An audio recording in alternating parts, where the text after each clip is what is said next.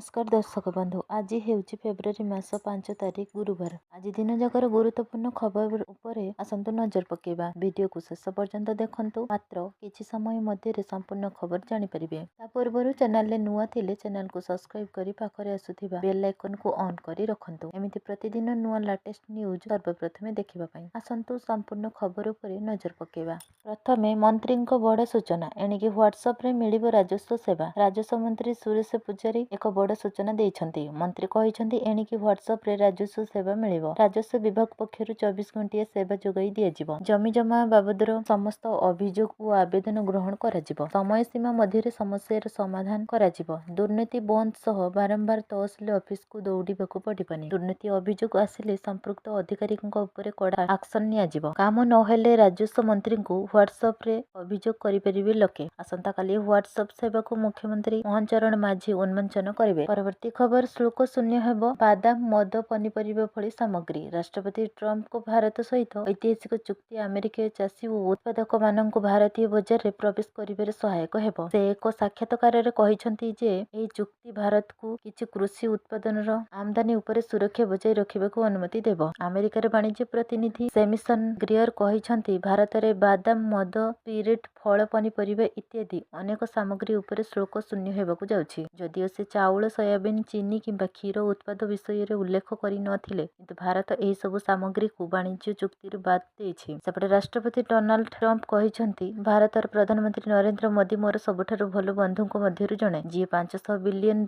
मूल्यर अमेरिकीय सामग्री किनिबाकू अमेरिका उपरे शुल्क को शून्य करिबाकू एवं रूस रु असदित तेल किनिबा बंद करिबाकू राजी होइछन्ती। जहा एक भलो संकेत काहेकि ना भारत रूस टू तेल किनिबा परोक्ष भाव यूक्रेन युद्ध को पांठि जोगाई देबा सह समान थिला। तेबे भारत रूस टू तेल किनिबा पई जेउ निष्पत्ति नेइछि ताहा स्वागत योग्य बोली ट्रम्प कहिसंती। परवर्ती खबर एही छोट भूल पई आपनको अकाउंट को आसीबनी 2000 टंका तुरंत सारी दियंतु। प्रधानमंत्री किसान सम्मान निधि योजनार 22तम किस्ती पई शेष तारीख पाखई आसुछि। गणमाध्यम रिपोर्ट एवं बजेट 2026 मिलिथिबा सूचना अनुसार प्रधानमंत्री मोदी फेब्रुआरी मासर शेष सप्ताह फेब्रुआरी 20 रु 28 तारीख मध्य एक बटन दबाई देश सारा लक्ष्य चाषी अकाउंट को 20,000 कोटी टंकारु अधिक टंका स्थानांतर करिवे बोली आशा करा जाउछि। सरकार स्पष्ट करिसेंति जे ई-केवाईसी बिना कोनोसी टंका स्थानांतरित हेबो नहीं। आपण पीएम किसान गवर्नमेंट इन पोर्टल रे जाई ई-केवाईसी विकल्प चयन करी आपनकर आधार नंबर प्रवेश करी एवं तापर एक ओटीपी दाखल करी निजे एहाकु पूरण करि परिबे।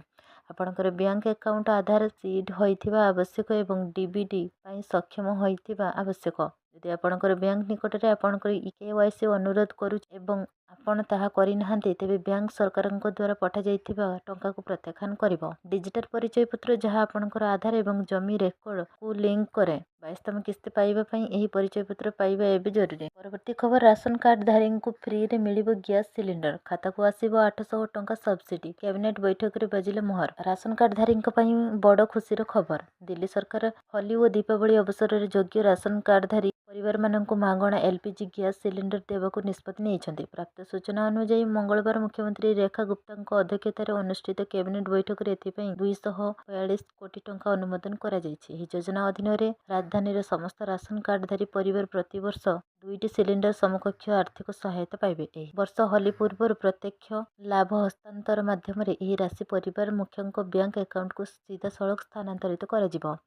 प्रधानमंत्री उज्ज्वला योजना अंतर्गत लाभार्थी माननकु केंद्र सरकारଙ୍କ 300 टंका सब्सिडी एडजस्ट करिबा परे प्रति सिलिंडर 553 टंका सब्सिडी पाइबे। नॉन उज्ज्वला राशन कार्डधारी परिवार गुडिक 853 टंकार संपूर्ण राशि पाइबे। मुख्यमंत्री कहिसंती जे एही योजना केवल आर्थिक सहायता नुहे बरं गरीब परिवार पई सम्मान एवं आश्वस्ति सुनिश्चित करिबारे एक माध्यम। परवर्ती खबर पीएफ सुध हार ह्रास करिवे सरकार। कोटी कोटी कर्मचारी को लागिबो बड़ झटका। ईपीएफओ निजर फाइनेंशियल बम्पर रखिबा पई सुध हार कमाइबाकू योजना करुछि। तेणु यह विश्वास करा जाउछि मार्च रे हेबाकू थिबा एही बैठक रे वर्तमान 8.25% थिबा ईपीएफओ सुध हार को 8% रु 8.20% मध्य कमा जाई पारे। तेबे एपर्यंत ईपीएफओ पक्षरु एहाकू नेई कोनोसी अधिकारिक पुष्टि करा जाई नाही। श्रम एवं नियुक्ति मंत्रालय तापरे एक सरकारी विज्ञप्ति जारी करिवो। ଏପ୍ରିଲରେ ଏକ ପ୍ରମୁଖ ଅପଡେଟ୍ ମଧ୍ୟ ସ୍ଥିର କରାଯାଇଛି। କର୍ମଚାରୀ ଭବିଷ୍ୟ ନିଧି ପାଣ୍ଠି ସଂଗଠନର ଗ୍ରାହକମାନେ ଚଳିତ ବର୍ଷ ଏପ୍ରିଲ ଠାରୁ ୟୁପିଆଇ ମାଧ୍ୟମରେ ସେମାନଙ୍କର ଭବିଷ୍ୟ ନିଧି ପାଣ୍ଠି ଉଠାଇ ପାରିବେ ଏବଂ ଏହି ପରିମାଣ ସିଧାସଳଖ ସେମାନଙ୍କ ବ୍ୟାଙ୍କ ଆକାଉଣ୍ଟରେ ଜମା କରାଯିବ।